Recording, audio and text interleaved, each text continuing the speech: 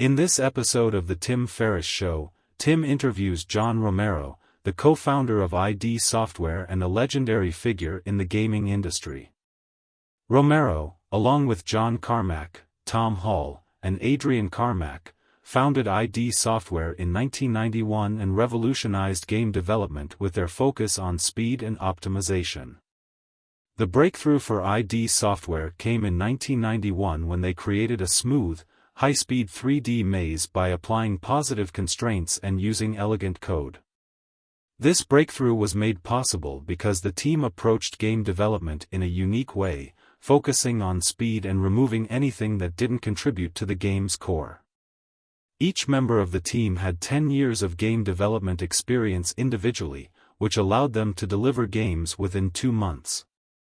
They had no prototypes and could visualize the game in their minds, communicating effectively to bring their vision to life. Their first major success came with Wolfenstein 3D, a breakthrough in high-speed 3D gaming.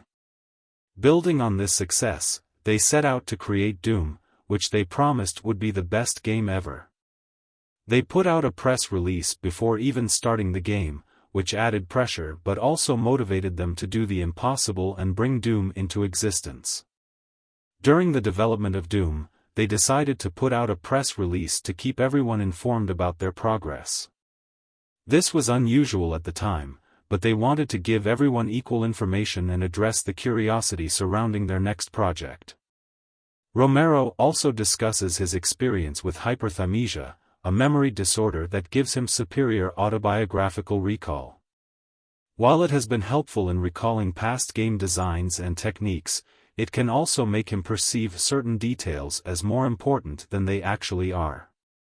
Despite working on multiple games simultaneously, Romero explains that it didn't impact them much because they knew what each game was and divided their time between them. They were always in sync and could help each other if anyone got stuck. They loved making games and could work long hours without a problem. As they got closer to releasing Doom, they started receiving random phone calls and noticed internet activity around the game. They never expected Doom to have such a lasting impact and be actively played and modded for 30 years. In 1996, Romero left the company after working on Quake, a massive jump in technology. He decided to leave at that time to pursue new opportunities. Romero then goes on to discuss the development of Quake and the challenges they faced. They were creating a new engine for full 3D and faced burnout and technical difficulties along the way. Eventually, they released Quake, but Romero decided to leave the company and start a new one with Tom Hall. Leaving the company was a mix of negatives and positives for Romero. It was challenging and strange, but also exciting to start something new without limitations.